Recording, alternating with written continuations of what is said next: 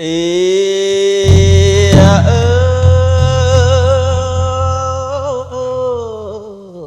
đâm na đâm này chạy cho cha ông pi đi đi mà niệm chmua niệm với cha rồi ngày rồi nơ sen khói xa chim muối kêu xa khang xóa mây ơi rồi nghiệp ca có còn cho ông đây ơi nước láng alay đầy kề một bằng tiếng bờ kề ở sông tốt nhá hơi cho lăng mài tròn ông răng nơi crom lúc cha lung pre sorion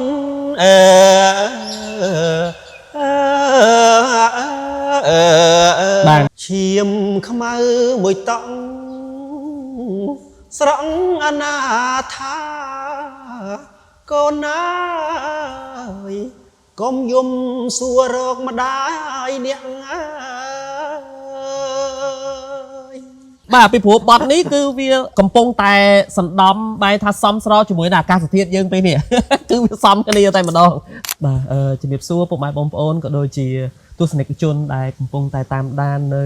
channel page របស់សែមជឿនក៏ដូចជារបស់បងប្រុសយើងយន់ផងដែរនៅពេលនេះយើងមានកិត្តិយសមែនតើដែលបានធ្វើកិច្ចសម្ភាសបាទបងប្រុសយើងយន់ដែលស្ទើរតែគ្រប់គ្នាបានស្គាល់ហើយជាពិសេសអ្នកនៅឯនាយសមុទ្រឯនៅក្រៅប្រទេសហ្នឹងគឺ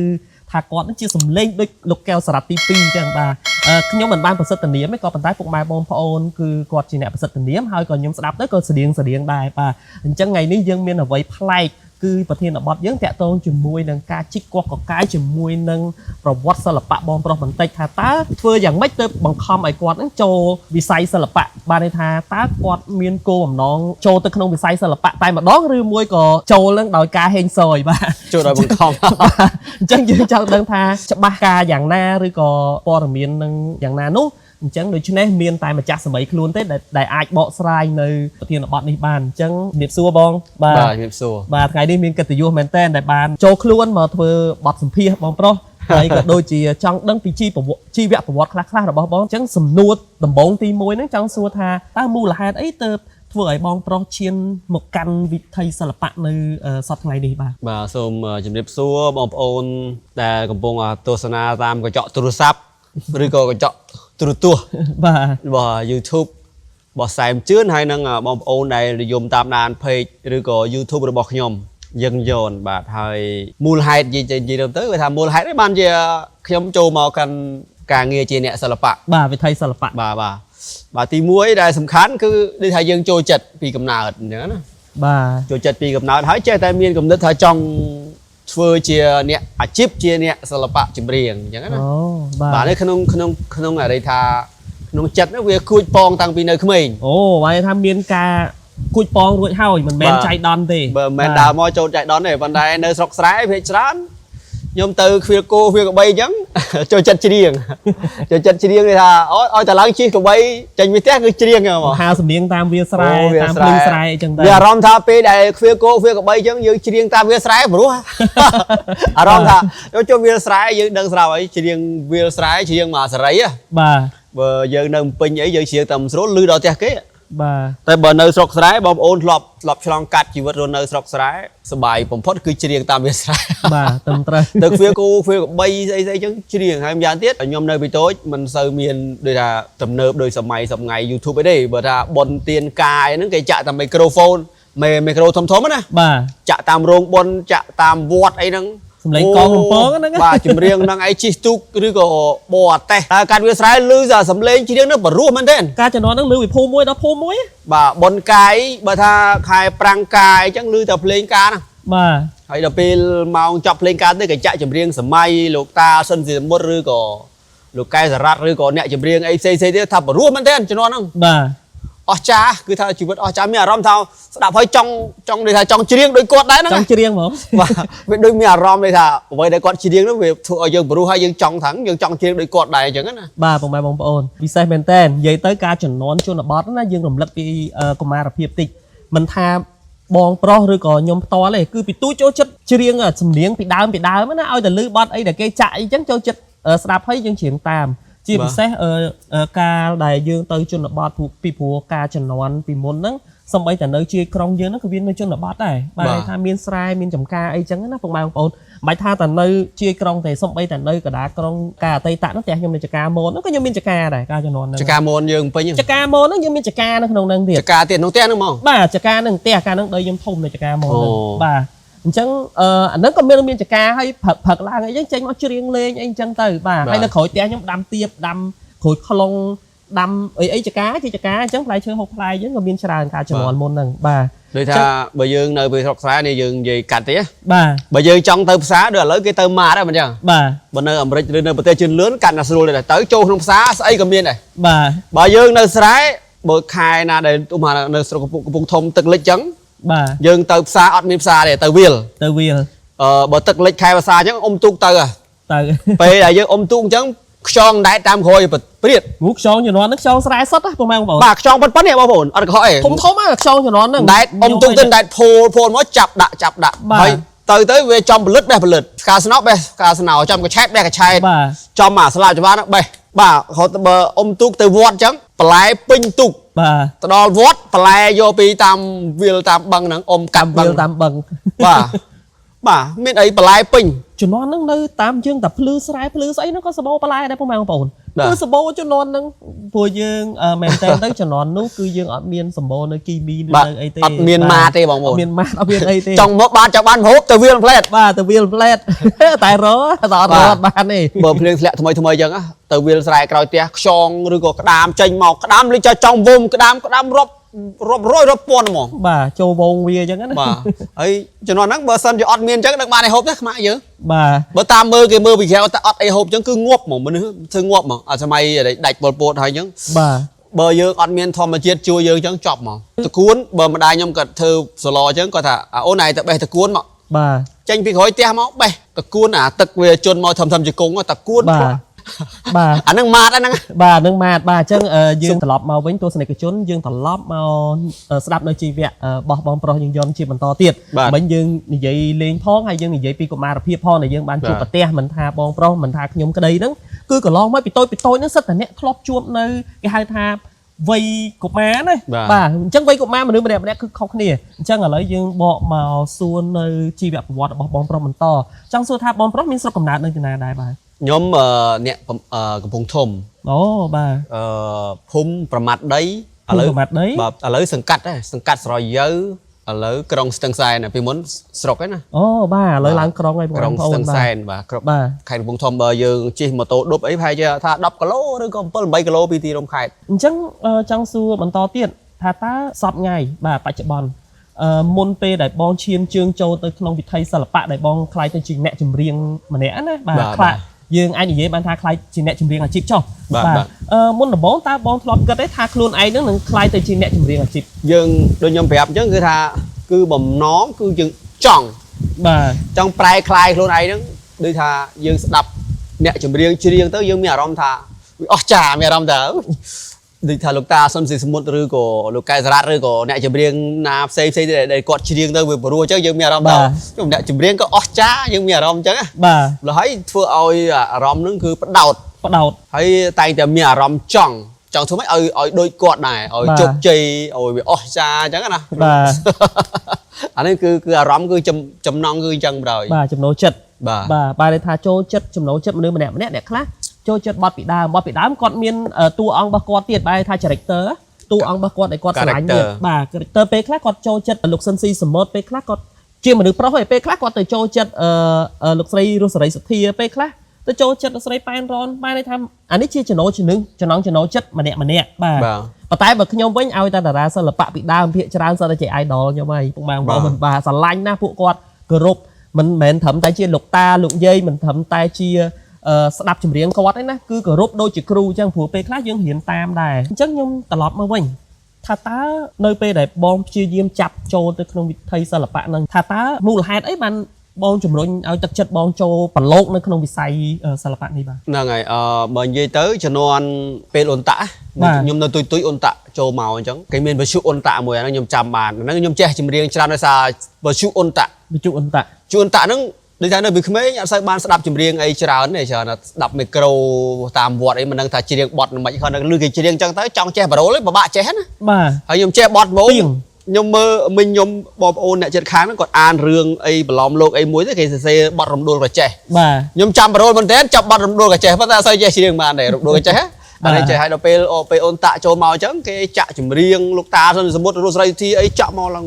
ប្រូក្រៀមមែនតើដូចធ្វើខ្ញុំភ្ញាក់ផ្អើលមែនតើចម្រៀងច្រើនណាស់ពីបុរាណមកច្រើនមែនតើស្មានតាបាទវិទ្យុអ៊ុនតាក់ហ្នឹងពីដើមមកមានតែវិទ្យុជាតិទេវិទ្យុជាតិចាក់ account ចាក់អីចឹងក្រោយមកមានវិទ្យុអ៊ុនតាក់មួយហ្នឹងគឺថាចាក់ចម្រៀងចំនួនទសវត្សរ៍50 60ហ្នឹងច្រើនមែនតើបាទអញ្ចឹងធ្វើឲ្យខ្ញុំចេះចម្រៀងហ្នឹងច្រើនហើយដល់ពេលពូអ្នកចិត្តខាងគាត់ថាអូឥឡូវគេមានសាលាអូខេគាត់មានការ៉ាអូខេណាសាលាអូឯងចេះច្រៀងចឹងហើយច្រៀងសាលាអូខេ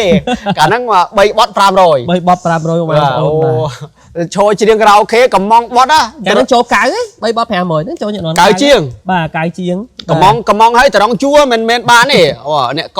ខកំងបាទសិតកំងខ្ញុំឈរត្រង់ជួត្រង់បានច្រៀងមួយបទយូរណាតែ3បទ500ចំនួនហ្នឹងអាសាលាអូខេគេមួយហ្នឹងកម្រមានណាពេលខ្លះមានសកាត់មាត់យកក៏ហើយយើងត្រូវជិះធ្វើដំណើរទៅឆ្ងាយណាពុកម៉ែបងប្អូនមិនយើងមានច្រើនក៏គិតថាចង់ទៅនេះវាមានដូចបច្ចុប្បន្នគេហៅ KTV ឬក៏ការ៉ាអូខេណាអត់ទេមានមកកន្លែងហ្នឹងអញ្ចឹងយើងត្រូវធ្វើដំណើរឆ្ងាយដើម្បីទៅច្រៀងដល់សាលាអូខេគេហ្នឹងបាទយាយខ្ញុំដែលខ្ញុំទៅរៀនខ្ញុំមិនទៅច្រៀងការ៉ាអូខេបាទ3បទ500ក៏មានគេមកប្តឹងគាត់ថាហ្នឹងវាចូលទៅច្រៀងការ៉ាអូខេយាយខ្ញុំគាត់មានការ៉ាអូខេណាសាលាអូខេគាត់ថាអាយនវារៀនសាលា2អាហ្នឹងសាលាអូខេផងសាលារដ្ឋផងបាទបាក់ចកេះរបស់យាយបាទតែគាត់មានដឹងថាសាលាហ្នឹងកន្លែងច្រៀងណា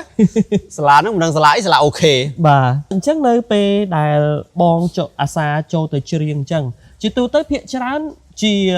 idol របស់បងនៅក្នុងចិត្តហ្មងណាសំខាន់តារាជើងចាស់ឬក៏អ្នកជើងចាស់យើងពីដើមហ្នឹងគឺមានច្រើនរូបបាទអញ្ចឹងជាទូទៅបងចូលចិត្តច្រៀងបទរបស់តារារូបណាដែរព្រោះដោយសារថាមនុស្សម្នាក់តែងតែមានតារាក្នុងចិត្តអីបើយើងនិយាយទៅបើលោកកែសារ៉ាត់បើនៅស្រុកស្រែជំនាន់ហ្នឹងគឺពេញនិយមអូ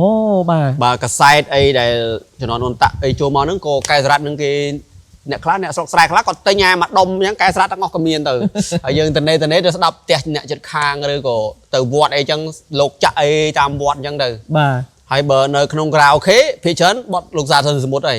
បាទប្រូលច្រើនបើខ្ញុំសម័យអន្តៈហ្នឹងគេចាក់បទលោកតាសុនសមុទ្រច្រើនអញ្ចឹងយើងទៅ3បទសំលុយបាន500បាន3បទ500នេះសមមួយថ្ងៃបងដីភ្លេចហើយកាលហ្នឹងចូលអាទិត្យខែណាដល់បាន500ជាងដូចថាវាប៉ុណ្ណឹងវាតម្លៃដូចថាវាមិនទៅថ្លៃអីពេកប៉ុន្តែដូចថាសម្រាប់អ្នកអត់គឺអត់ដែរបាទកាក់សេនជំនាន់ហ្នឹងថ្លៃប្រហែលដូចថាមាសមួយជីត្រឹម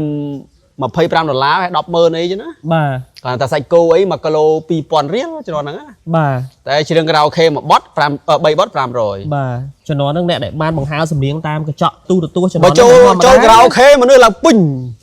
ហើយអ្នកដែលច្រៀងមិនច្រើនអ្នកអង្គុយចាំមើលបាទអង្គុយចាំស្ដាប់បាទអង្គុយចាំមើលស្ដាប់ហើយការ៉ាអូខេគេខាញអាកាសែតធំបាទកាសែតខាហើយផលិតកម្មមានច្រើនផលិតកម្មមួយចំនួនហ្នឹងបាទមានឆ្លងដែនស្ទឹងសង្កែ KH អីជំនាន់ហ្នឹងមានដែរបាទជាពិសេសសម្បូរជាងគេគឺឃើញឆ្លងដែនមកម៉ែបងប្អូនបាទរស្មីស្ទឹងសង្កែអីចឹងទៅបាទព្រោះជំនាន់ហ្នឹងមានអារម្មណ៍ថាព្រោះជំនាន់ហ្នឹងអស់ត្រឹមប៉ុណ្្នឹងហើយបាទជំនាន់ហ្នឹងគឺវាអស់ត្រឹមប៉ុណ្្នឹងអាកាសែតមូហ្នឹងចឹងណាបងប្អូនឥឡូវយើងជាបន្តទៀតនៅពេលដែលបងបានទៅច្រៀងការ៉ាអូខេឬក៏ហៅថាសាលាអូខេដែរពីមុនណាបាទអញ្ចឹងចង់សួរបងថាតើបងជ្រើសរើសនៅតួអង្គណាដែលបងបានច្រៀងបើនិយាយទៅខ្ញុំក៏ចូលចិត្តបទកែសារ៉ាត់ហើយក៏ចូលចិត្តបទលោកតាសុនសមុទ្រឬក៏សិល្បករផ្សេងទៀតដែរប៉ុន្តែនៅក្នុងការ៉ាអូខេនឹងស្រាប់សិតបទសមុទ្រភាគច្រើនបាទតែយើងចង់យើងចង់បទកែសារ៉ាត់អីមានតិចបើនិយាយទៅលោកតាសុនសមុទ្រអ្នកដែលច្រៀងតាមគាត់ច្រើនបទច្រើនសម្បូរហ្មងអ្នកច្រៀងតាម model នៅក្នុងការ៉ាអូខេហ្នឹងណាចំណែករបស់លោកកែសារ៉ាត់មានតិច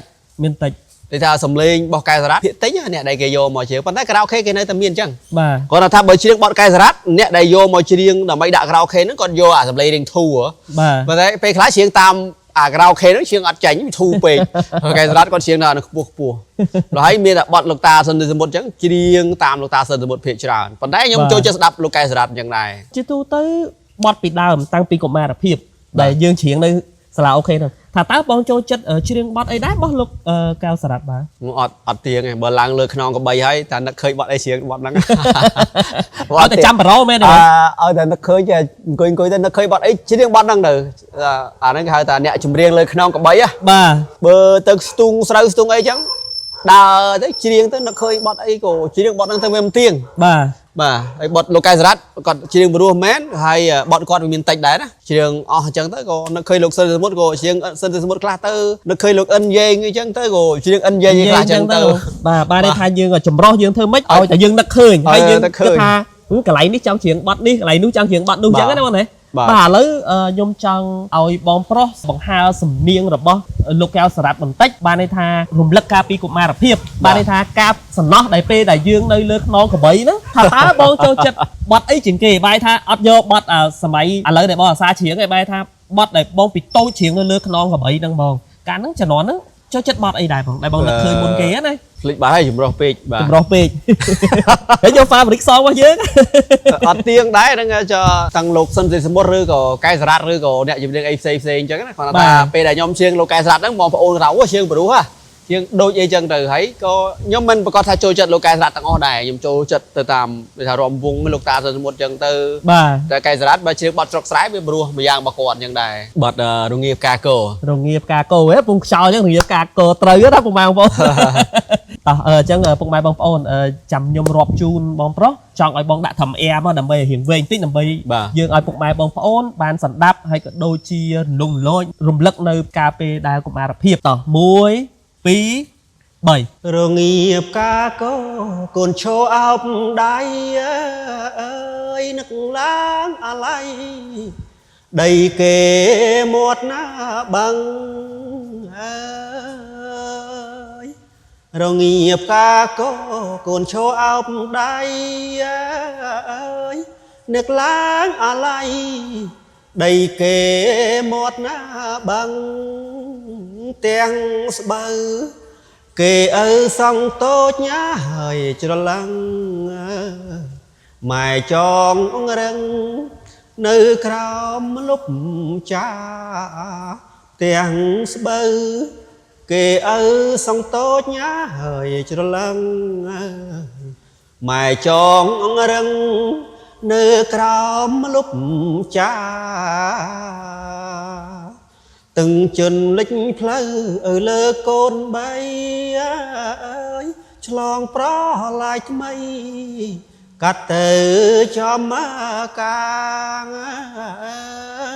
ơi từng chân lính phơi ở lơ côn bay ơi chlong pro lại mây cắt từ cho má càng từng trời ở lơ con đặng hỏi lơ smai đỏ nút krama ôi con bằng ngày tức chơi ở lơ con đặng hỏi lơ smai đong nút krama ôi con bằng ngày về là nghìn cát yếm nông côm song ai mưa khơi tôm sa nơi cả bài một na prey về là nghìn cát yếm nông côm song ai mưa khơi tôm sa nơi cả bài một na prey một băng lùm chinh lực non hơi cờ bay tiệc bường song thầm mây bài phơi rô tên một băng lùm chinh lực non hơi cờ bay tiệc bường song thầm mây bài phơi rô tên nực khơi phum than là ban sao không ai sờ nắng đam tôm ភ្លើងព្រៃរឡាឆេះអើយនឹកឃើញភូមិឋានធ្លាប់បានសុខុមអើយស្រណងដើមខ្ទុំភ្លើងព្រៃរឡាឆេះចុងរុកស្រូវមួយឪសងអើយក្រោយផ្ទះអើយកូនស្រណងណាស់ម៉ែឲ្យភ្លើកាយជុងរុកស្រូវមួយឪសងអើយក្រោយផ្ទះអើយកូនស្រណងណាស់ម៉ែឲ្យភ្លើកាយអូបាទសុំផ្ទះដៃមួយពុកម៉ែបងប្អូនហើយយើងស្ដាប់មើលទៅចំមែនថាអត់ចង់ឲ្យឈប់ឲ្យចប់បាទពីព្រោះបទនេះគឺវាកំពុងតែសណ្ដំបែរថាសមស្របជាមួយនឹងអាកាសធាតុយើងពេលនេះគឺវាសមគ្នាតែម្ដងបាទរងាផ្កាកោព្រោះវារៀងត្រជាក់តិចផងហើយបទនេះវាមានមើលទៅវាមានអត្ថន័យនៅក្នុងនឹងច្រើនហើយស្ដាប់ទៅធ្វើឲ្យយើងរំលឹកនៅវ័យកុមារណាវាមានអនុស្សាវរីយ៍ច្រើនមែនតើបទនេះចង់បាទឥឡូវចង់បាត់ដើមគោឥឡូវខ្ញុំឃើញមែនតាព្រោះគេថាដាំដើមគោមុខផ្ទះវាអត់សូវល្អឥឡូវគេកាត់ចោលចង់ឲ្យតាមពិតពីដើមបុរាណយកធ្វើខ្នើយឬក៏គេងល្អធ្វើពូកអីបាទល្អជំនួសសម្លៃបានយ៉ាងងាយជំនួសសម្លៃហើយវាអត់សូវមានក្លិនពេលវាស្រូបទៅវាបំបត្តិអាក្លិនអាក្រក់ក្លិនអីហ្នឹងក៏ដើមគោធំមកពីដើមក្រោយផ្ទះខ្ញុំមានមួយដើមហើយខ្ចីផ្លែឆ្ងាញ់បាទផ្លែវាឆ្ងាញ់ហើយបងប្អូនណាដែលធ្លាប់ឆ្លងកាត់ញ៉ាំផ្លែគោខ្ចីឆ្ងាញ់ពុកម៉ែបងប្អូនខ្ញុំមុនដំបូងអត់ជឿទេអារឿងញ៉ាំគោហ្នឹងក៏ប៉ុន្តែខ្ញុំបានទៅឯខេត្តព្រៃវែងណាពុកម៉ែបងប្អូនខ្ញុំឆ្ងល់គេអញ្ចេះអ្នកស្រុកហ្នឹងគេយកគោហ្នឹងទៅញុកសបុកអង្ក្រងបាទពុកម៉ែបងប្អូនយកទៅញុកសបុកអង្ក្រងហ្នឹងហើយអង្ក្រងបើខំឡើងពេញអាគោហ្នឹងខំផងតិចទឹកនោមវាដាក់អីផងអីចឹងទៅដល់ទៅពេលហើយគេយកវាយកមកអាំងភ្លើងបាទអាំងគោហ្នឹងហើយជាមួយនឹងអាទឹកនោមអង្ក្រងអីហ្នឹងដល់ទៅពេលអាំងហើយវាមានអាជាតិជូរបន្តិចពុកម៉ែបងប្អូនហ្នឹងមិនហីយើងយកវាមកហាន់ដាក់មួយអំបិលម្ទេសអូឆ្ងាញ់ចាប់ជាតិឆ្ងាញ់យកតែមែនតើបើខ្ញុំបត់ពិសោធន៍ផ្ទាល់ណាធ្លាប់យើងបេះផ្លែគោខ្ចីណាបាទយើងចិត្តសបកវាឲ្យអស់បាទចិត្តសបកឲ្យអស់ត្រូវហើយយើងយកសាប់វាចឹងមកហើយយើងប្លាក់អំបិលតិចបាទហើយដាក់ឲ្យដាក់ញាត់ក្នុងសបកក្រងអូញុកដាក់អំបិលហើយញុកសបកក្រងវិញបាទហើយដល់ពេលហើយយើងទុកឲ្យវាមកសន្ទុះអញ្ចឹងណាបាទមកសន្ទុះឲ្យវាតិចក្រងខំក្រងអីយកមកញ៉ាំអាជាតិជូរហើយនឹងអំបិលហ្នឹងតែវាឆ្ងាញ់មែនទែនដើរអត់បានយកទៅអាំងដូចជឿនអីណាបាទអានោះយកមកញ៉ាំបណ្ដោយបាទគេដុតវាបន្តិចអាំងវាតិចចឹងទៅដើម្បីអាជាតិជូរហើយនឹងអាសាច់វានោះវាខំចូលគ្នាដាក់អំបិលម្ទេសពុកម៉ែបងប្អូនឲ្យឆ្ងាញ់ណាស់បាទប៉ុន្តែខ្ញុំភ្លេចគេសាប់មួយទៀតត្រូវហើយគេសាប់បាទគេសាប់ដើម្បីឲ្យក្រងតិចហ្នឹងទៅវាចូលអាជាតិវាអីចឹងណាបាទខ្ញុំឃើញអ្នកគេលក់មកជូរអីនៅនេះគឺភាគច្រើនអត់មានផ្លែគោខ្ចីទេអត់មានខ្ញុំឆ្ងល់បើសិនជាបងប្អូនអត់ចាប់អារម្មណ៍ខ្ញុំគ្រាន់តែប្រាប់ថាបើសិនជាបងប្អូនយកអាផ្លែគោខ្ចីមកហាន់ណាបាទហើយយើងមានទឹកម្ទេសអំបិលអីឆ្ងាញ់ណាចាប់ជាតិចូលគ្នាឆ្ងាញ់ណាស់បងប្អូនមានជាតិចត់ជូរតិចចត់ល្មមបើប្រៀបធៀបមួយអីខ្វិតអត់ដល់ទេចត់តិចប្រហែលជា 5% ឬ 10% នៃខ្វិតបាទតិចបំផុតអញ្ចឹងឥឡូវយើងបានសម្ដាប់នៅបងប្រុសយើងយនដែលបកស្រាយនៅបទរងាផ្កាកោបាញ់មិញហ្នឹងបាទផ្កាកោឬក៏រងាផ្កាកោរងាផ្កាយើងផ្កាដល់ពេលផ្កាកោនឹងវាចាប់ដើមផ្កាវារងាអញ្ចឹងរងាហ្នឹងគឺខែដែលណែភ្ជុំបិណ្ឌហើយអញ្ចឹងណាបាទភាគច្រើនភ្ជុំបិណ្ឌហើយក្នុងកដឹកហើយហ្នឹងឬក៏ក្រោយកដឹកបន្តិចហ្នឹងគឺហៅរងាផ្កាកោនិងរងាមួយទៀតរងាអីទេមានផ្កាកោនិងផ្កាអីរងាមាន2តង់ណារងាផ្កាកោមួយទៀតគេហៅថារងាទឹកភ្លៀងហីអត់ទេរងាផ្កាកោហ្នឹងបានន័យថាគោហ្នឹងចាប់ដើមផ្កាគឺចាប់ដើមរងាខ្លាំងបាទហើយពេលដែលផ្កាគោចេញមកហ្នឹងបងប្អូនដែលនៅស្រុកស្រែគាត់ដឹងហើយមួយទៀតរងាខែវស្សាអត់ទេនៅក្នុងផ្កាវាមួយផ្អែមបាទវាមានទឹកដមផ្កាគោហ្នឹងបើសិនជាបងប្អូននៅស្រុកស្រែអត់ចាប់អារម្មណ៍ទេយើងយកអាផ្កាគោហ្នឹងមកបឺតបាទផ្អែមមែនទែនបងប្អូនអត់ដែលចាប់អារម្មណ៍ផ្កាគោគឺផ្អែមណាស់ចាប់ដើមចេញផ្កាមកហើយវាបែកហាមាត់វាហ្នឹងបែកហាមាត់ហើយក្នុងផ្កាគោហ្នឹងសិតតែខ្មុំវាទៅបឺតយកអាលំអងឬក៏ទឹកដមវាហ្នឹងទឹកដមផ្កាគោហ្នឹងច្រើនមែនទែនយើងសឹងថាយើងដើរគោះមកដល់មក10 20ផ្កាហ្នឹងសឹងតែបានកន្លះប៉ុណ្ណឹងណា តែបើក្មេងៗអត់ទេបឺតយកហ្មង ចឹងយើងគោះមិនឲ្យចេញទៅយើងគោះវា ចូលវាទឹកនៅនឹងដូចទឹកអរិញដំណក់ទឹកច្រើនមែនតើមកតក់វាច្រើនណាហើយបើនៅពេលក្មេងបឺតយកហ្មងបឺតផ្កាហ្នឹងហ្មងខ្ញុំនៅចាំបានគឺផ្អែមណាស់ហើយឃ្មុំវាចូលចិត្តបឺតផ្កាគោណាផ្កាគោបាទផ្កាគោគឺវាមានជាតិផ្អែមប៉ុន្តែខ្ញុំអត់ដែរដឹងទេខ្ញុំអត់ដែរដឹងថាយកវាមកបឺតទេផ្កាគោហ្នឹងបាទបើសិនជាបងប្អូនចង់សាកអាចសាកបានបាទអញ្ចឹងឥឡូវយើងកុំឲ្យឆ្ងាយពីប្រធានបទយើងបាទយើងបកមកទៅក្នុងជីវប្រវត្តិរបស់បងប្រុសបន្តតិចប៉ុន្តែចង់ជម្រាបពុកម៉ែបងប្អូនថាយើងមាននិយាយតាក់ទងជាមួយនឹងកុមារភាពខ្លះយើងនិយាយតាក់ទងជាមួយនឹងប្រវត្តិដូចដើមដូចអីខ្លះតិចលាយគ្នាអីចឹងទៅដើម្បីកុំឲ្យយើងផ្ចង់តាប្រវត្តិសុទ្ធពេកបែរថាយើងចង់រំលឹកពីអតីតកាលវ័យកុមារភាពរបស់យើងដែរបាទមិញបងប្រុសបានបង្ហាញនៅសំនៀងមួយបទហើយរំលងហើយអញ្ចឹងចង់បន្តថានៅពេលដែលវ័យដែលបងចាប់ដើមថាស្គាល់ពីភាពយុវវ័យហើយបាទស្គាល់ពីភាពយុវវ័យថាតើបងបានជ្រើសរើសនៅកម្រិតមុខវិជ្ជាសិក្សាវិជ្ជាអ្វីដែរបាទពេលចប់បាក់ឌុបខ្ញុំឡើងមករៀននៅភ្នំពេញអញ្ចឹងណាអូឡើងមករៀននៅភ្នំពេញកាលនោះនៅវត្តស្វែងគុំណាអូកាលនោះរស់នៅវត្តបាទនៅវត្តបាទអូកូនសិស្សលោកចេះធေါ်ច្រើនទេបងបាទអញ្ចឹងបើអ្នកដែលមកពីស្រែវាច្រើនស្នាក់នៅវត្តអីចឹងទៅបើយើងអត់មានផ្ទះជួលអញ្ចឹងសុំលោកស្នាក់ស្រែអញ្ចឹងក៏រៀនបើនិយាយទៅរៀនសិល្បៈខ្លះរៀនសាកលវិទ្យាល័យខ្ញុំរៀនផ្នែកភាសាអង់គ្លេសអញ្ចឹងណាដល់ពេលចប់អង់គ្លេសអញ្ចឹងទៅយើងរៀនផ្នែកខាងពាណិជ្ជកម្មគ្រប់គ្រងពាណិជ្ជកម្មប៉ុន្តែខ្ញុំរៀនភាគច្រើននៅសាកលវិទ្យាល័យខ្ញុំរៀនតែយប់រៀនតែយប់បាទរៀនតែយប់ហើយពេលថ្ងៃតនេអញ្ចឹងខ្ញុំហាត់សិល្បៈអូហាត់លេងគូត្រនឹងខ្លះទៅហាត់ស្គរយីគេហាត់អីខ្លះប៉ុន្តែការហាត់ហ្នឹងមានគ្រូបង្រៀនឬក៏យើងហាត់តាមគ្រូដែលគាត់បង្រៀនអ្នកផ្សេងហើយយើងទៅលួចរៀនបន្តឬក៏យ៉ាងម៉េចអត់ទេយើងរៀនផ្ទាល់តើយើងរៀនដូចនៅក្លឹប MSL អញ្ចឹងមានលោកគ្រូយ៉ាន់បូរិនលោកគ្រូភូមិពិសិដ្ឋបាទហើយនឹងលោកគ្រូផ្សេងទៀតអញ្ចឹងណាគាត់បង្រៀនពីការច្រៀងមហោរីរៀនស្មូតរៀនយីគេរៀនចម្រៀងខ្មែររៀនអីចឹងមកហើយរៀនសមាគមអប្សរាហ្នឹងរៀនដូចជាចម្រៀងមហោរីចម្រៀងបុរាណរៀនកូត្រូអីចឹងទៅបាទអញ្ចឹងទៅខ្ញុំជន់ពេលខ្លះខ្ញុំរៀនច្រៀងល្ខោនភាសាអូចេះល្ខោនភាសាទៀតបាទប៉ុន្តែបានសម្ដែងល្ខោនភាសាតិចដែរណាអូតែពេលដែលរៀនល្ខោនភាសាហ្នឹងធម្មតាតតែយើងរៀនវគ្គអក្សរសាស្ត្រខ្មែរអីចឹងណាបើយើងច្រៀងល្ខោនភាសាអីទៅវារលូនតែហេតុអីក៏បងរៀនផ្នែកភាសានិងផ្នែកពាណិជ្ជកម្មអីប៉ុន្តែតែចេះល្ខោនភាសាវិញមូលហេតុអីចុះបើយើងសល់ពេលច្រើនយើងគិតមើលអូយើងរៀនសាកលវិទ្យាល័យរៀនតែយប់ពេលច្រើនម៉ោង5កន្លះដល់ម៉ោង8អញ្ចឹង3ម៉ោងបាទយប់អញ្ចឹងខ្ញុំអត់សូវបានធ្វើការទេខ្ញុំឆ្លៀតរៀនសិល្បៈអូ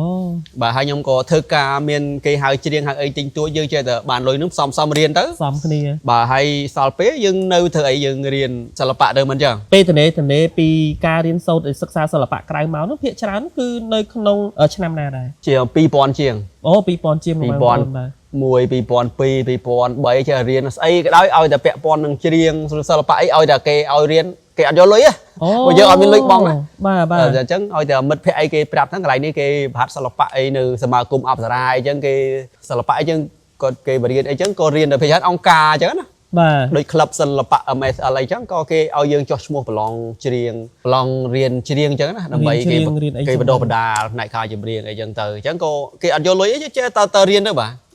រៀនទៅក៏បានចំណេះជំនាញហ្នឹងមកប្រើប្រាស់រហូតដល់សពថ្ងៃខ្ញុំចាប់អារម្មណ៍នៅពេលដែលបងលើកឡើងពីល្ខោនបាសាក់ថាតើល្ខោនបាសាក់ដែលបងច្រៀងហ្នឹងជាការរៀនសូត្រឬមួយក៏បងរៀនដោយខ្លួនឯងឬក៏ច្រៀងឬក៏ខ្ញុំធ្លាប់ស្ដាប់អីចឹងទៅខ្ញុំធ្លាប់ស្ដាប់កាសែតខ្លះអីចឹងដែរហើយបានរៀនផ្ទាល់មួយលោកគ្រូដូចជារៀននៅមន្ទីរវប្បធម៌រាជធានីភ្នំពេញអញ្ចឹងកាលនោះមានលោកគ្រូអ៊ុំសមិទ្ធកាលហ្នឹងគាត់នៅរស់ណាបាទគាត់ក៏បង្ហាត់យើង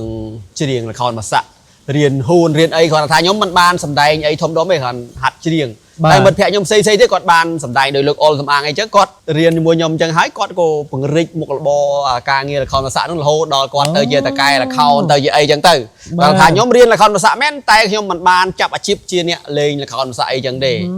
បាទហើយក៏យីគេក៏រៀនចឹងទៅក៏ធ្លាប់សម្ដែងយីគេដែរអូធ្លាប់សម្ដែងយីគេទៀតបាទធ្លាប់សម្ដែងយីគេធ្លាប់និពន្ធអត្ថបទល្ខោនយីគេអីចឹងតែគាត់ធ្លាប់និពន្ធអត្ថបទល្ខោនយីគេទៀតប៉ុន្តែដោយសារថាការងារមុខរបរលេងល្ខោនយីគេហ្នឹងវាមិនសូវកាក់កបណាទីផ្សារវាតូចអញ្ចឹងគ្រាន់តែយើងចេះទុកជាមូលដ្ឋានអញ្ចឹងណាបាទទុកបែរថាជាគេឬក៏ជាមូលដ្ឋានរបស់យើងដែលយើងបែរថាធ្វើម៉េចដែលយើងរៀនក៏បានរៀនអី bà dương miền khơi miền ấy hả chỉ phải dương sẵn lạnh nhé chỉ cây đôn ta dương bà chế bài score chế ấy nước tam dạ riêng mùi gù nương ai bà lấy trẻ bổng nhâm trong chạm ở ram pi là khao mà sạ nhâm trong đang tha tay là khao mà sạ chỉ tu tới phía trái mà nướng thon mà ná cái miền bọt mía chỉ sạch rương thấy mong là khao mà sạ nhâm trong đang tha tá là khao mà sạ chỉ sạch rương đó để bong chiếng phía trái bong chiếng bài chỉ sạch rương mùi nà này bường cao riêng dương riêng ta bây giờ bọt có riêng bà lùm mà lùm chùm hiên ấy chẳng tới quạt đẹp thà bọt nó cô riêng nó bị bọt cầm sọt bọt pra ấy chư chập ấy chẳng tới họ bọt ấy sần thây sần thất bọt ấy xây tiệt chẳng cơ từ tam say rương xây này cả bán này còn bàn tay chùm riêng mà bọt nó cái ai pra nửa bên à mà là đời thay dương chạ tranh vì miệt đà bấy đà ấy từ sắc xa và chia ca ấy chỉ một được tài xây chẳng chỉ được bọt ấy bọt sổ để dung ở đây có bọt ấy sạch là dương chập và thấy không ca điệp rọp và giặc ca ấy chẳng cái ôi chỉ riêng bọt này chẳng bọt này cầm đặt na xâm lê dương cầm đặt na dương phờ về thử na bọt khăn người pra bọt ấy bọt vàng dương cô vàng khẽ vàng ấy chẳng tay còn cái miền đây thà bọt khăn pe khăn nó gây chuyện bọt ấy vì kế có miền này pe khăn cái chuyện bọt ấy chẳng đúng mà là pram môi bọt nó cực khăn chẳng cái chuyện tại tạm bọt comply vì kế nó cái chuyện bọt ấy hay cầm sọt bọt pra nó cái chuyện bọt ấy bọt nước rồi lức đỏ sốc cầm na nó cầm gua sái cái chuyện bọt ấy cái miền bọt phết bọt cái bọt nước là lai ấy cái chuyện miền bọt cho gì kế bay sập bọt chiềng bay sập bọt chiềng bà đang cái bong anh che ban màn bọt tới bờ tràn một lần bờ nhom chiềng man ten lên man ten chiềng khăng ná ha học sập bọt ban đang ấy dạng tràn nó mà rương á hay bọt nó mà rương dài tràn ban đang ấy hay rương khác về về tới giờ trăm bờ đó đấy ha học sập bọt về rôm tới bọt lá dương mình xây prao để về cọp chầu lẽ bờ ao nhom thà nhom trăm tầng ó mình hiện thà trăm nó thì bàn đáy bơ giờ là nhom trong xì bọt nắng bao nhom flick nhom từ mơ và rô rư rồi nhom đạp làng về nhỉ bọt bơ sa vô mà hào mà chả thấy nhom có gì tam nó nhom chả đó đấy đi họ là thà bọt na nhom flick bọt na nhom flick nhom ai từ đạp làng mình bơ là con bơ sa hai chia mà rồi sam spram bộ bát sạ đôi chia bạch châu đang gì kê miền bọt bạch châu bọt lá vô pi gì kê là đài bọt lá pi màu ri là đài bọt lá có xây pi chân đấy nè bọt xây pi chân chờ đài bát sạ nè chứ lấy nhung trong cần lấy màu này là không bát sạ để bông pro bàn được lại một nắng tha riêng bàn chắc nhung chạm ở đó mùi trẻ thom mà đá chỉ tu tới riêng bay cùng sọt đó nè là không bát sạ thà tá cái prao chia tùm rung ấy đấy cầm sót miên chờn giờ bây giờ dương cầm sót prot pra slap ấy dân cái chờn chỉ được bọn nó cố đi cho bậc thầm là prot pra bay khni ấy chẳng thử tới ngay ấy chẳng thử prot pra này xây xi song lơ nè để dùng mới nhóm flick cho non trường bọt để đuông mà lay cái khá cái buông bọt đai ơi sen đai ơi đai chào mê trai miếng bong nó bọt đây đuông mà lay anh nó tầmแบบเชียนนึก แบบสไลด์นึก บานนึกหล่อไล่ไอ้ยังเจ้าบอกบอสเคลียร์สลับ lắp bờ nó cô riết อันนั้นแบบไม่ตื่นตรง khai bọn nó cô riết vậy chơi này chiêng niệm nghe miền cồn chi vật con ấy lời niệm xôn cho con ai càng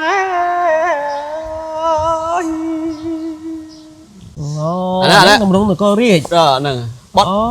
nó vào xạ tờ muối bên tay bọt xinh tầm rung xinh thế này miền tầm rung bà hai tầm rung tam mà nấu chơi tầm na nơi không tam bọt bay tam sạch đường bọt bay tam sạch đường bao giờ cho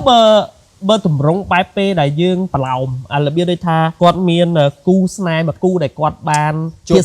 phía xa lỡ dương bài tháp bài này du hói dương bàn chụp này hói cái hai thằng nó nhảy nhon chứ á chụp này đi yên á bài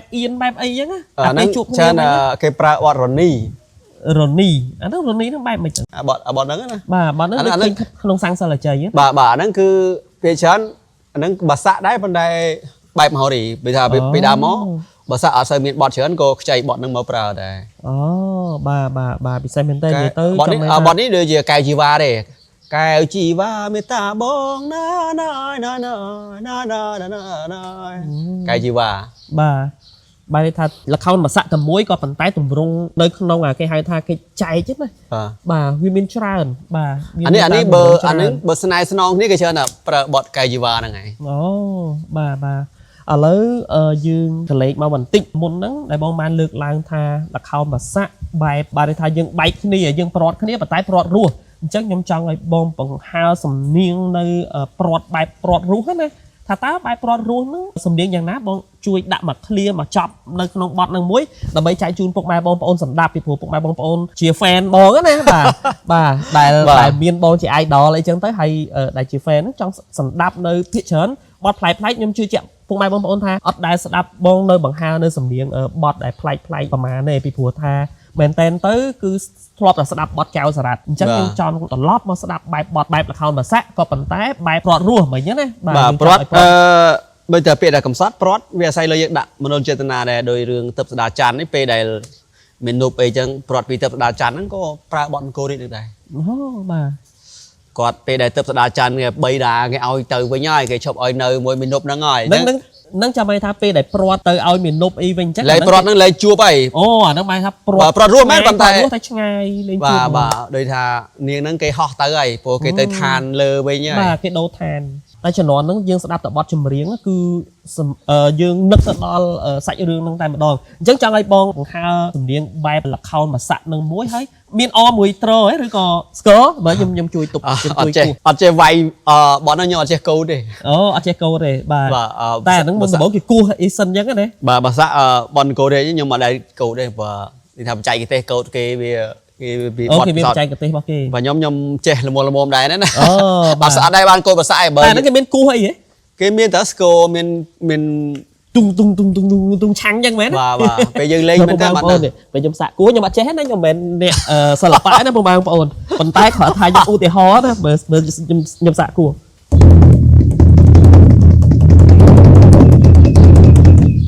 អញ្ចឹងមែនស្តៀងហ៎អត់ទេបើសាក់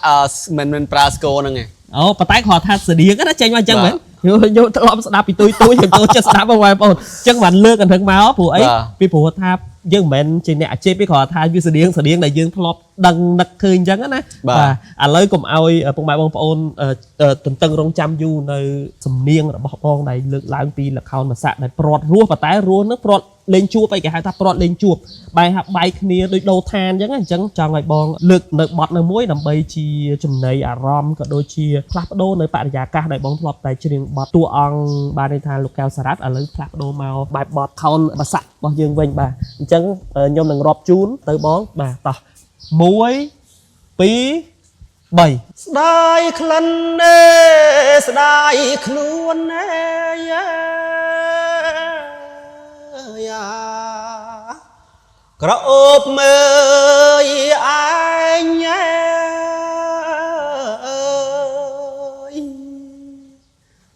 ស្ដាយចេះងេកោតក្រែងយ៉ាដល់បងជាប្តី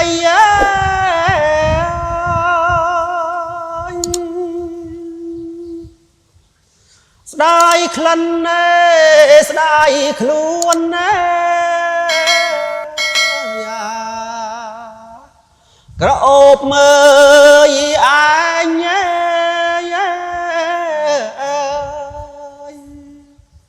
ស្ដាយចេះកោតក្រែងយ៉ាដល់បងជាប្តីអូនចាក់ចេញទៅអើយអត់ក្តីអាឡ័យយ៉ាអូនហើយអូនស្រីប្រណីបងផងយ៉ា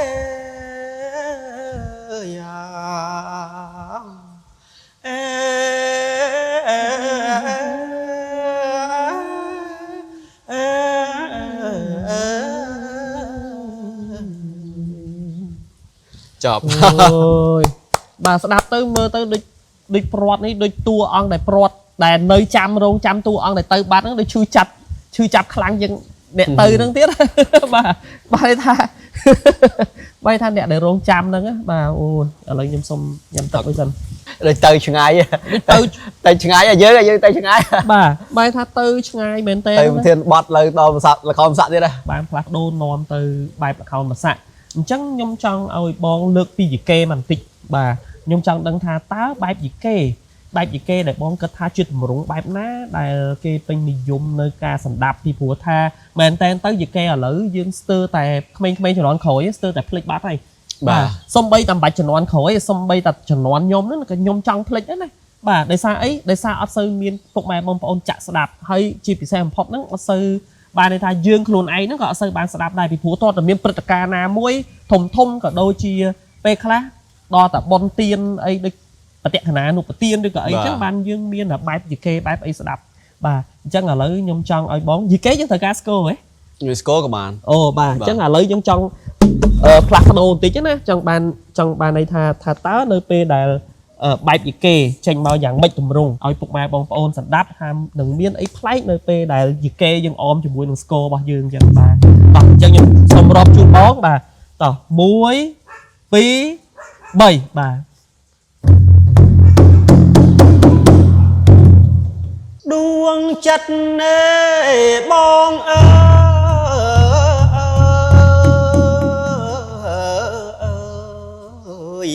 ôn ơi đánh lời bắt xôn đuông chất nê bong ơi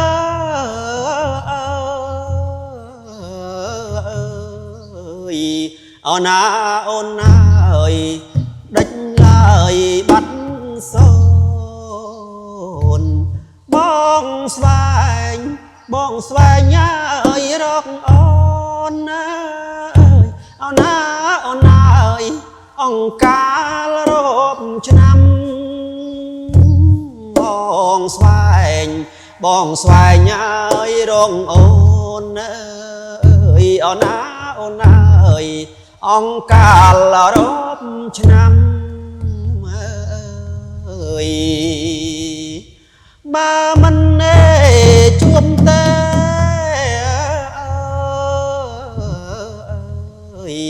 ôn ơi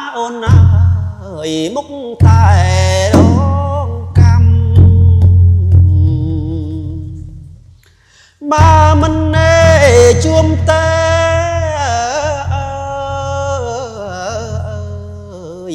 ôn ơi múc tay đón cam ơi chi vật ơi prang sram ơi ôn ơi rốt sân say chi vật ơi đón cam ơi ôn ơi rốt nọc sân say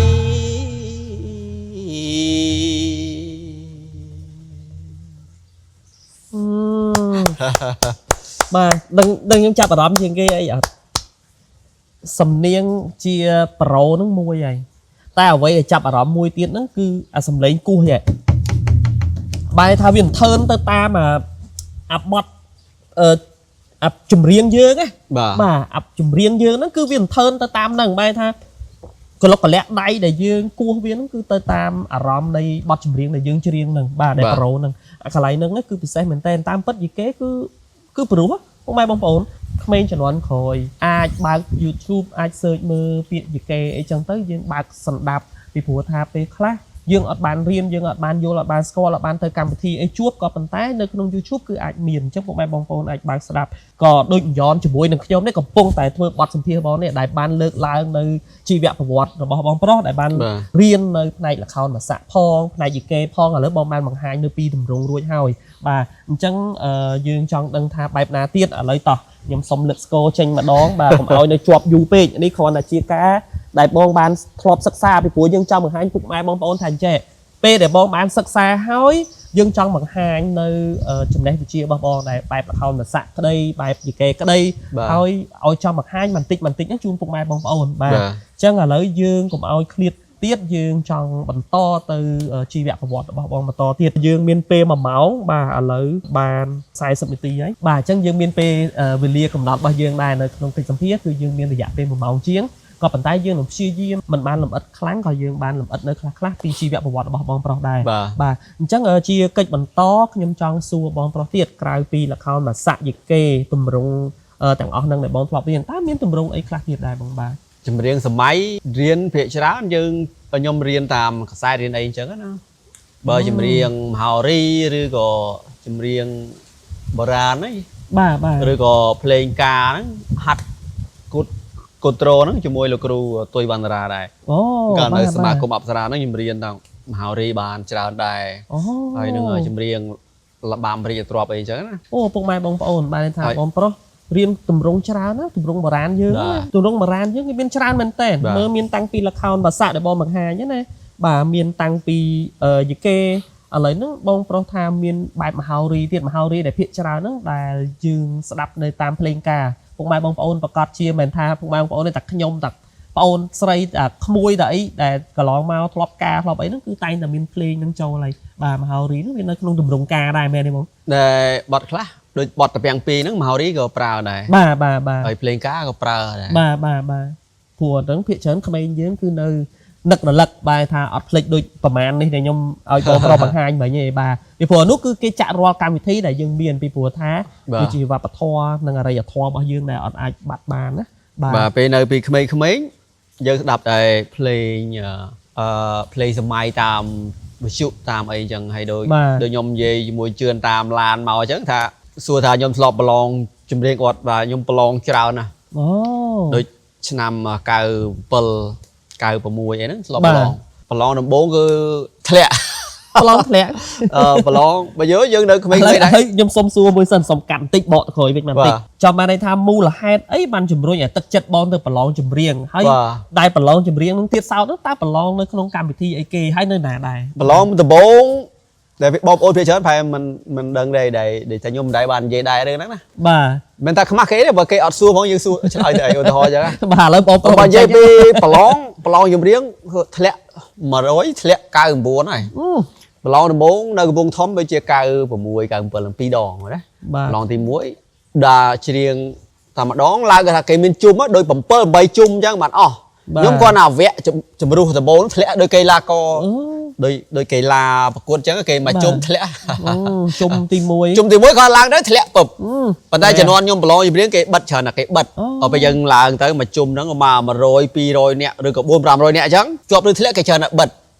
មួយនេះជាប់យើងប្រឡងអញ្ចឹងទៅបើយើងធ្លាក់ឬជាប់គេបិទហើយគេអត់អានទេមកយើងឈ្មោះទៅធ្លាក់អញ្ចឹងគេធ្លាក់ហើយអត់មានទេថាមកជុំមកជុំគេធ្លាក់ប្រមាណធ្លាក់ម៉ានអញ្ចឹងទៅពីដល់ពេល97 98ហ្នឹងប្រឡងដែរកាលហ្នឹង7មករាដែរបាទធ្លាក់ដែរអត់ជាប់ទេដល់ពេលមកដល់ភ្នំពេញខ្ញុំប្រឡងនៅទូរទស្សន៍បាយ័នដូចជា2000ឬក៏ដើម2000អញ្ចឹងប្រឡងធ្លាក់ដែរធ្លាក់ទៀតដូចជាបុណ្យសាសពតដូចនៅប៉ុលលេខ3ប្រឡងម្ដងដែរធ្លាក់ដែរធ្លាក់ទៀតងាប់ហើយលោកព្រះ2000ដូចជា2003 2004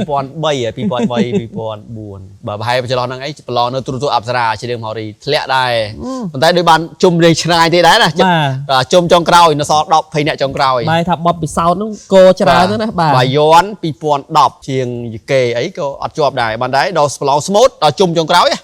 ជុំចុងក្រោយបានរង្វាន់កិត្តិយសទេអាហ្នឹងគឺល្អបំផុតហើយដល់ប្រឡងដែលបានលេខ2ម្ដងឆ្នាំ2014ច្រៀងបទ original បទថ្មីតែនៅពុនខ្លួនឯងបាទបទសម្រស់ Florida ហ្នឹងបានលេខ2ម្ដង2012 14អូ14បាទបងប្អូនបាទហ្នឹងគឺឈប់ប្រឡងតែពេលហ្នឹងមកឈប់ពេលដែលបានស្នាដៃហើយឈប់បដ ாய் បាទថាច្រើនពេកហើយជាប់តែស្នាដៃលេខ2ហើយឈប់បដ ாய் ថាឈប់ក៏បានថាដូចថាគេដូចថាយើងចូលក្នុងសិល្បៈយូរហើយគេស្គាល់ហើយយើងគេគិតថាយើងជាអ្នកសិល្បៈហើយយើងទៅប្រឡងទៀតដូចវាមិនសមអញ្ចឹងក៏ឈប់ប្រឡងទៅ2014ហ្នឹងឈប់ទៅបាទ2014ក៏ឈប់ទៅបាទបើនិយាយថាប្រឡងគឺថាប្រឡងច្រើនណាឥឡូវខ្ញុំចង់បកទៅខាងដែលបងប្រឡងលើកទី1នៅខាងខេត្តកំពង់ធំហ្នឹងខ្ញុំលើកពីប្រធានបទដដែលចង់សួរថាហេតុអីក៏ជំរុញទឹកចិត្តឲ្យបងឡើងប្រឡង dương kết hai mò bị nhóc uất đây uất nó rong rồi anh chỉ riêng uất đây Ồ, sao tao mà lo dương chỉ riêng mùi play mùi ấy dương ông bên đại chủng rối bị khói mà đai rồi còn mất hẹp bom bao này phục mà đái con bài chết đây dương tao mà lo tới ấy á bà này bom ôn kia hẹp thấu ai kia mà lo chỉ riêng cái xử lý ấu ai tao mà lo ồ bên cá chủng rối đây và tao mà lo thề lẹ lắm mồm ồ lẹ bài thằng bé nó sọc sọc trên tân luôn ấy còn bên đại chủng rối ở đây cái nhẹ đằng quả đầm miên này chứ á bà cái sọc xa ấy nó không khai chứ dương có đằng là mà lo không được ồ bà lo hay có ăn chọp này bà đây chọp này là vùng thông ấy cái đó bà trong belong original song មួយសបាយកម្មវិធីស្ដាប់ចម្រៀងខ្ញុំ Hear My Song ណា បាទ អានោះប៉ុន្តែអាហ្នឹងគេ belong តែយើងទៅសេខ្លួនឯងបទថ្មី បទថ្មីអូគេយក original song original song ប៉ុន្តែបើយើងគិតទៅសារពាក់ព័ន្ធនឹងបទពិសោធន៍ដែរ បាទ យើង belong ហ្នឹងថ្មីថ្មងវាបទពិសោធន៍យើងនៅខ្ចី បាទ ហើយយើងក៏មិនសូវចេះច្រៀងជាមួយ play អីយ៉ាងម៉េចយើងដូចថាយើង បទច្រៀងគោកលេងតែឯងអញ្ចឹងទៅ បទពិសោធន៍ហ្នឹងវាធ្លាក់ហ្នឹងក៏វាសមដែរព្រោះយើងប្រហែលជាមិនតន់ចេះច្រៀងអីណាស់ណាឬក៏យើងគ្មានន័យថាអ្នកបណ្ដុះបណ្ដាលអីឬក៏ខ្វះខាតអីយើងក៏មិនដឹងទេព្រោះបេក្ខជនគេគ្រូត្រឹមត្រូវដែលនៅចិត្តដិតចិត្តជាប់យើង ហើយអាចថាបេក្ខជនផ្សេងៗទេក៏គេត្រៀមដូចគ្នាដែរ អូបាទអញ្ចឹងជាដំបងដែលបងលើកឡើងយកទៅប្រឡងច្រៀងនៅឯស្រុកកំណើតខេត្តកំពង់ធំហ្នឹងបាទការដែលប្រឡងហ្នឹងកម្មវិធីឈ្មោះអីដែរបង ខ្ញុំភ្លេចឲ្យដំបងណាដូចជាថ្នាក់ខេត្តគេរៀបចំ អូបាទ តែបន្តប្រឡង97 98ហ្នឹងដូចជា7មករា 7មករាខ្ញុំចង់ដឹងពីបទចម្រៀងដែលបងលើកឡើងយកមក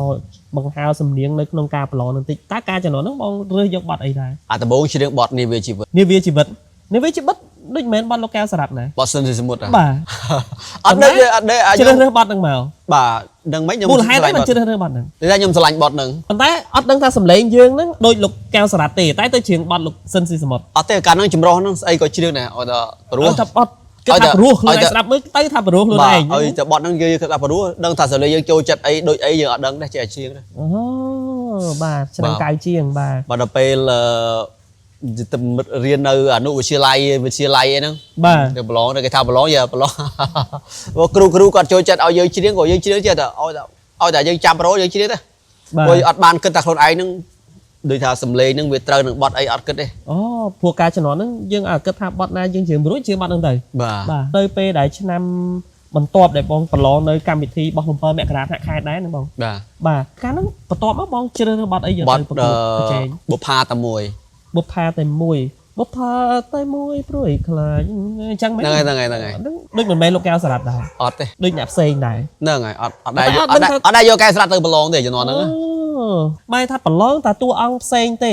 ក៏ប៉ុន្តែក៏អត់ដឹងថានៅក្នុងខ្លួនយើងហ្នឹងមានដងពីលោកកែវសារ៉ាត់នៅក្នុងហ្នឹងទេអត់ដឹងទេ ចម្រោះកាលណាខ្ញុំច្រៀងបទអិនយាយខ្លះទៅអីទៅប៉ុន្តែដល់ពេលប្រឡងយើងគិតថាបទលោកកែសារ៉ាត់មានតិចអីអញ្ចឹងណា បាទ យើងមិនសូវបានចាប់អារម្មណ៍លើច្រៀងព្រោះអ្នកផ្សេងៗទៅក៏និយមតែបទមិនថាអ្នកណាទៅជំនាន់ហ្នឹងគឺឲ្យតែបទអីសិនសមុទ្រអញ្ចឹង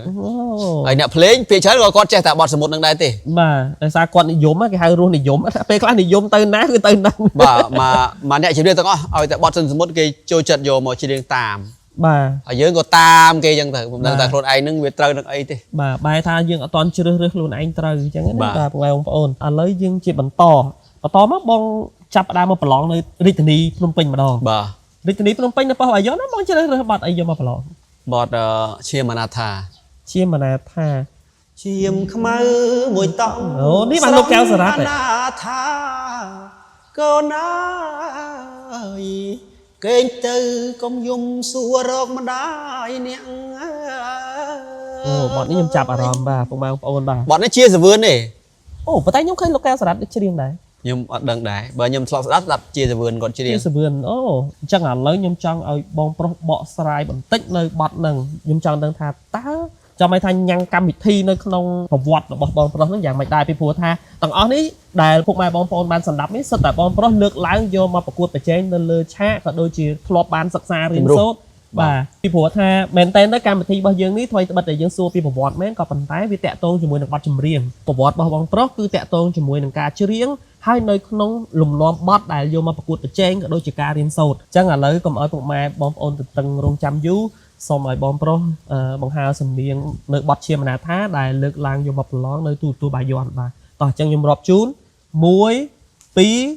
3 ឈាមខ្មៅមួយតង់ ស្រង់អនាថាកូនអើយកុំយំសួររកម្ដាយអ្នកអើយបើប៉ារស់នៅគេខ្ពើមគេខ្ជាំងគេណចិត្តយ៉ាងផ្ដន់ទាវាសនាបើប៉ាទៅបួសឈ្មោះថាជាប្រុសទាល់ស្នៀតប៉ាយកប្រពន្ធទៀតខ្លាចញាតគេថាខ្លាចចិត្តម្ដាយចង់គេគ្មានមេត្តាព្រមវិហារធរចំពោះរូបកូ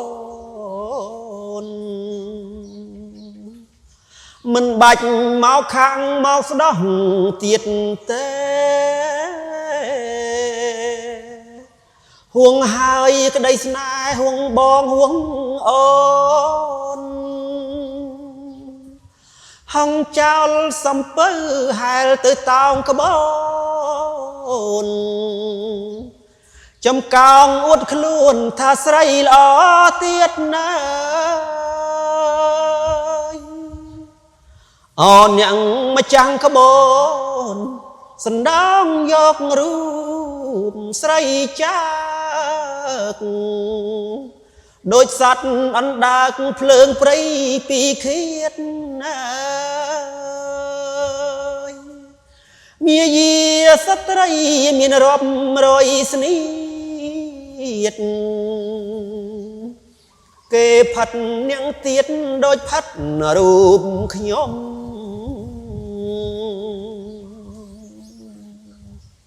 អូយស្ដាប់អត់តន់ដឹងថាចាប់កូនលងលោចពួកលឺអាសំឡេងអាលោកយំហ្នឹងបងប្អូនដឹងថាក្នុងនេះលឺអត់ទេហើយ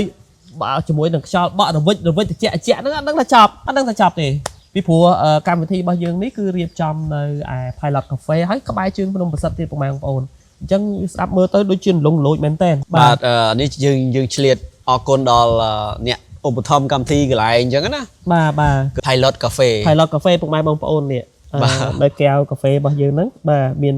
logo ហ្នឹងគឺ Pilot Cafe ហ្នឹងឯងយើងអរគុណដល់ម្ចាស់កាហ្វេដែរដែលគាត់បានផ្ដល់ទីតាំងសម្រាប់ពួកយើងនៅផលិតនៅកម្មវិធីកិច្ចសម្ភាសន៍នេះផងដែរបាទអញ្ចឹងបងប្រុសគឺមានតាក់ទងជាមួយនឹងជីវិតគាត់ក៏ដូចជាកម្មវិធីអីគាត់ផ្សេងច្រើនទៀតប៉ុន្តែនៅថ្ងៃនេះគឺយើងលើកយកមកពីប្រវត្តិខ្លះៗរបស់បងប្រុសដែលតាក់ទងជាមួយនឹងការសម្រេចចិត្តដែលឈានជើងចូលទៅក្នុងវិថីសិល្បៈយើងនេះអញ្ចឹងឥឡូវយើងបន្តទៅមុខទៀតដែលបងប្រុសបានច្រៀងបទនៅជាមនាថានេះបាទស្ដាប់វិញលងលោចពុកម៉ែបងប្អូនអញ្ចឹងខ្ញុំចង់សួរបន្តទៀតនៅពេលដែលបងប្រឡងចប់នៅកម្មវិធីទូទួលបាយ័នតើលទ្ធផលបែបណាអត់ពេលយើងច្រៀងបទហ្នឹងហើយធ្លាក់បដ ாய் ច្រៀងធ្លាក់បដ ாய் អនាថាឈាមអនាថាបាទដោយកាលហ្នឹងមិនតាន់ជាភ្លេងអីទេគ្រាន់តែឡើងដូចថាគេរើសប្រហែលអ្នកដើម្បីឡើងសូលើទូទួលប៉ុន្តែមិនបានឡើងទេបាទអាសូនៅខាងក្រោមហ្នឹងធ្លាក់បាត់ហើយបាទគ្រាន់តែអើយធ្លាក់បាត់ចុះពេលចេញឈ្មោះមកអត់មានជាប់អីទេទៅមកជុំទៀតអត់តែមកដងធ្លាក់ឈ្មោះអាកាសអត់មានអត់ទេអានេះគេច្រៀងក្រោមឆាកសិនមិនតាន់ដល់ឡើងឆាកទូទួលទេអត់មានឡាយទេគេជ្រើសរើសសិនបាទខ្ញុំចំណាំតែគណៈកម្មការហ្នឹងទៀតក៏ប្រឡងនៅវងធំគាត់ដាក់ក្នុងផ្ទុកដែរដល់ពេញដាក់ទៀតធ្លាក់មែនអត់ចាំឈ្មោះគាត់ទេប៉ុន្តែចំណាំមុខតាហ្នឹងតែមកប្រឡងធ្លាក់មែនបើបត់ពិសោធន៍ដល់ខ្ញុំក៏សប្បាយចិត្តដែរដែលយើងអត់ជាប់ពីយើងមានថាអត់ជាប់តែយើងខ្វះខាតអីយើងបំពេញណាបាទវាអាចថាថ្ងៃហ្នឹងសុខភាពយើងមិនល្អក៏ថាបានដែរយើងមិនអាចបន្ទោសរឿងគណៈកម្មការដែរឬក៏បច្ចេកទេសច្រៀងរបស់យើងហ្នឹងជំនាន់ហ្នឹងយើងនៅក្មេងណាការស្ដាប់របស់គាត់មើលទៅយើងមាននៅការខ្វះខាតដុសខាត់មិនតាន់ដល់អីចឹងទៅបងប្អូនដែរតែក្រោយពីប្រឡងនៅទូរទស្សន៍បាយ័នហ្នឹងយើងឈានចូលទៅណាទៀតប៉ូលី3កាលហ្នឹងច្រៀងភ្លេងការអូកាលខ្ញុំសាកដាក់ភ្លេងការបនសាសវត្តណាបនសាសវត្តបទភ្លេងការឆ្នាំ2000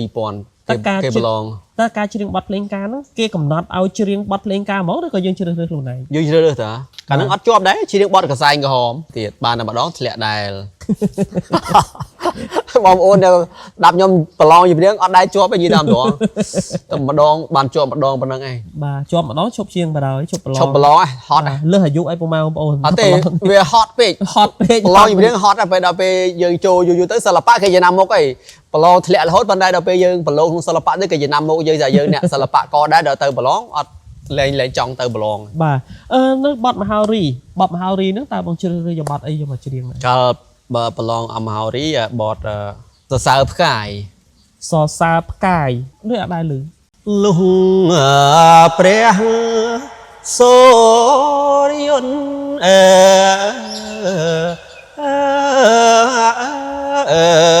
បាទមិនទាន់អាចស្ពយបងបាទប្រិមិត្តមិនទាន់អាចស្ពយ បទហ្នឹង ចាំឲ្យថា សរសើ ប រ ទ ផ្កាយ នេះគឺខ្ញុំចូលចិត្តណាពុកម៉ែបងប្អូនកាលលោកឪពុកខ្ញុំគាត់នៅរស់ហ្នឹងណាបាទគាត់ចូលចិត្តស្ដាប់គាត់ចូលចិត្តចាក់បទហ្នឹងណាកាលនៅឆ្នាំទងកៅជាង2ក្បែរ2000នេះគាត់ចូលចិត្តចាក់ស្ដាប់បទហ្នឹង បាទ ឲ្យតែភ្ញាក់ឡើងឮបទភ្លេងការមហោរីអីបទបែបអញ្ចឹងអីហ្នឹង បាទ អញ្ចឹងឥឡូវខ្ញុំចង់ឲ្យបងលើកយកបទហ្នឹងមួយយកមកបង្ហាញទស្សនិកជនពុកម៉ែបងប្អូនបាទដើម្បីបានសម្ដាប់នៅទម្រង់ដែលបងប្រុសបានចេះបាទនិយាយមែនតែនទៅស្មោះត្រង់ទៅខ្ញុំអត់ដែរបានស្ដាប់គ្រប់ទម្រង់អញ្ចឹងណា តែពុកម៉ែបងប្អូនពេលដែលខ្ញុំមកធ្វើពីកិច្ចសម្ភារពីជីវប្រវត្តិរបស់បងខ្លះៗនេះគឺយើងបានស្ដាប់គ្រប់ទម្រង់តែម្ដងបាទគឺទម្រង់ហ្នឹងព្រោះមែនតើឥឡូវបងមានអមជាមួយនឹងត្រូអីយើងទេបត់ហ្នឹងឬក៏អត់អម អត់ដែរកូដត្រូបទហ្នឹង អូ និយាយរួមទៅតាមពិតខ្ញុំកូដត្រូភាគច្រើនដល់ភ្លេងការដល់មហោរីឬក៏បាសាក់អីចឹង បាទ វាបទកលុកកលាក់ច្រើនហើយយើងអត់សូវបានហាត់ណា អូ ខ្ញុំផ្ដោតលើច្រៀងយកថាច្រៀងជាទី1ចុះ បាទ ហើយបន្ទាប់បន្សំលេងភ្លេងអញ្ចឹងណាភ្លេងជាមុខជំនាញថាបន្ទាប់បន្សំអមគ្នាព្រោះដែលខ្ញុំទៅភាគច្រើនច្រៀង ច្រៀង គាត់ថាយើងចេះភ្លេងខ្លះកុំឲ្យថាច្រៀងមួយមុខអញ្ចឹង កំ ណា ដរអីចឹងទៅ បាទ បាទ ជាអម បាទឥឡូវកុំឲ្យពុកម៉ែបងប្អូនតឹងរង់ចាំយូរពេលវេលាយើងក៏មានកំណត់ដែរអញ្ចឹងខ្ញុំចង់ឲ្យបងប្រុសបង្ហើរសំនៀងមួយម៉ាត់តាក់ទងជាមួយនឹងបទមហោរីហ៎ បាទមហោរី មានចំណងជើងហ៎បទហ្នឹង សរសើរផ្កាយបទមិញហ្នឹង បាទសរសើរផ្កាយបាទខ្ញុំចង់ស្ដាប់បទហ្នឹងមែនតើអញ្ចឹងចង់ឲ្យបងដាក់មកចប់មកបទហ្នឹងឲ្យណានៃមកទុកជូនពុកម៉ែបងប្អូនសម្ដាប់បាទតោះអញ្ចឹងខ្ញុំរាប់ជូនបងតោះ1 2 3បាទ អើយលុងព្រះសូរយន្តអើង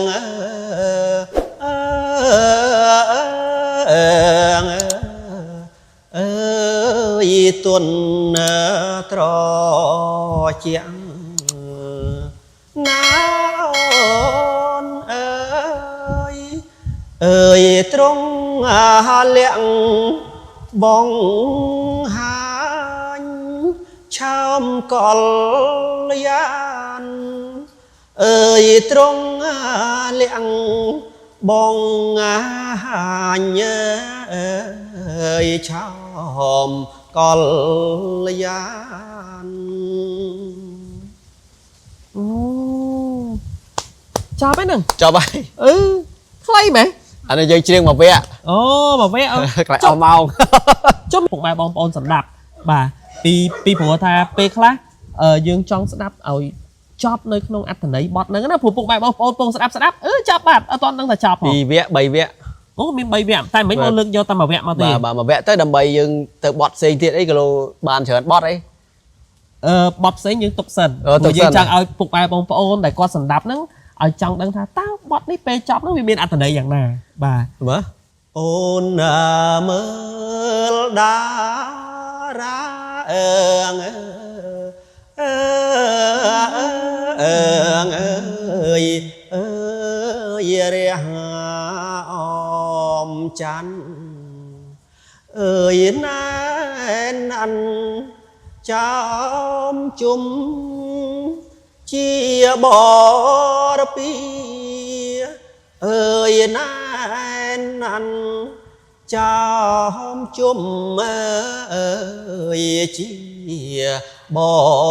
រពី នេះវគ្គ2 បាទ អូយព្រោះហ่ะបរពី បរវាក៏បានដែរ បរ មិនថាដូចតែគេទៅសើច័ន្ទអញ្ចឹងណាច័ន្ទរះអញ្ចឹងទៅមានតារាអីរះអមជាបរវា បរវា នេះដូចទៅសើប្រច័ន្ទទៅសើផ្កាយនេះបន់ទៅសើផ្កាយ បាទ បរវ៉ាបរពីបាទពុកម៉ែបងប្អូនបានស្ដាប់ហើយនិយាយទៅពីរោះមែនតែនពីព្រោះថានៅក្នុងមួយឃ្លាគឺវាដកជាប់មែនតែនណាពុកម៉ែបងប្អូនបាទឥឡូវយើងចាប់ផ្ដើមបន្តយ៉ាងម៉េចខ្ញុំចង់បានបន្តថាតើក្រោយពេលដែលបងចាប់ផ្ដើមប្រឡងនៅប៉ុស្តិ៍លេខ3បាត់មិញណាបងប៉ុស្តិ៍លេខ3មិញប៉ុស្តិ៍អប្សរាខ្ញុំប្រឡងលទ្ធផលល្អដែរដោយសារខ្ញុំបានហាត់ច្រៀងអីចេះមហោរីបានច្រើនចំនួនគេប្រឡងមហោរីផងភ្លេងការផងប៉ុន្តែខ្ញុំច្រៀងមហោរីដោយសារ2004 5 6ដែលខ្ញុំចេះបទមហោរីដូចថាមកល្មមដែរអញ្ចឹងណាអូអញ្ចឹងបទមិញហ្នឹងនៅអប្សរាទេប្រឡងអប្សរាទេអូមិនមែនប៉ុស្តិ៍លេខ3ទេប៉ុស្តិ៍លេខ3ច្រៀងភ្លេងការទេអូ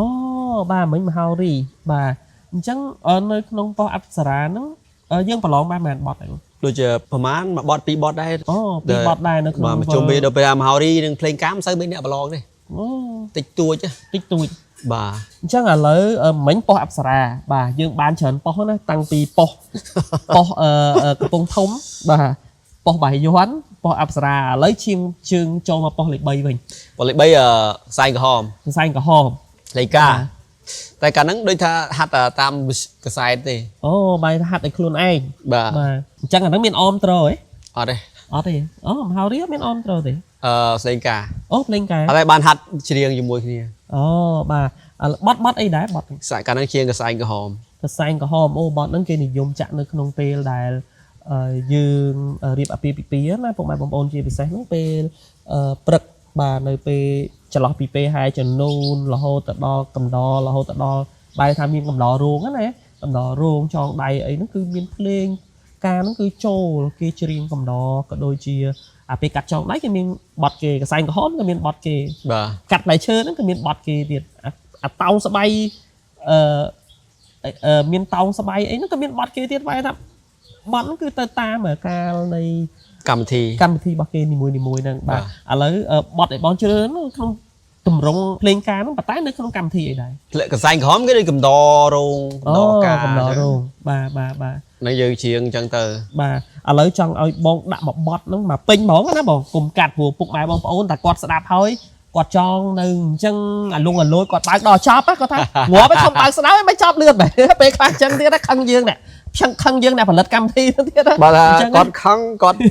ចង់តទៀតតាមដាន channel សែមជឿនទៅបាទក៏ដូចជា channel របស់ខ្ញុំយើងបាទតោះអញ្ចឹងឥឡូវកុំឲ្យរងចាំយូរឲ្យបងប្រុសលើកយកបទកន្សែងក្រហមដើម្បីចែកជូនពុកម៉ែបងប្អូនទស្សនាតោះអញ្ចឹងខ្ញុំសូមរាប់ជូន1 2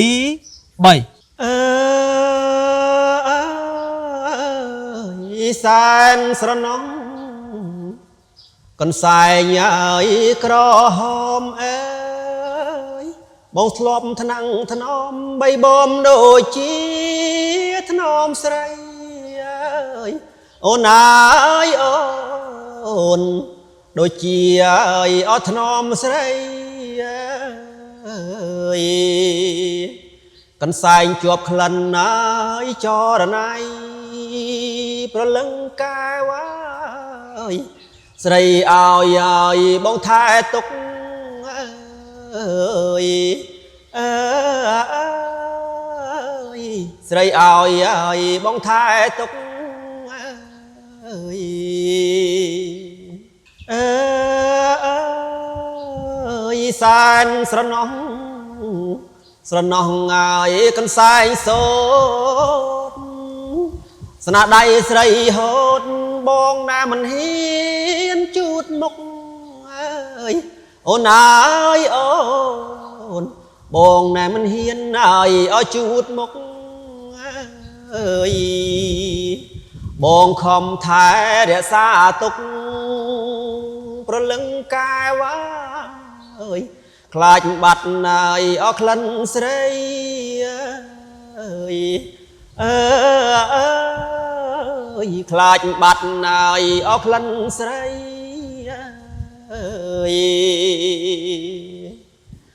អើយតាំងពីអូនឃ្លានខ្លួនចាងចេញអើយពីបងកន្សែងមុនល្អជួយឲ្យបងបានស្បាយទុកភ័យអូនអើយអូនឲ្យបានស្បាយទុកភ័យអើយតែមិនបានហើយប៉ុន្មានថ្ងៃព្រលឹងកែវ កិនសែងស្រីក៏បាត់ទៀតណាអើយអើយកិនសែងស្រីក៏បាត់ទៀតណាអើយអើយតាំងពីបាត់កន្សែងកំសត់ណាអើយស្រីមុំអើយទុកកាន់តែធំអរាក្រៀមក្រំអើយចង់អៀតអូនអើយអូនអរាក្រៀមក្រំអើយចង់អៀតអើយកន្សែងក៏បាត់ស្រីអើយក៏ឃ្លៀតប្រលឹងកាវ៉ាអើយជាតិនេះហើយអភ័ព្វក្រៃអើយអើយជាតិនេះហើយអភ័ព្វក្រៃអើយ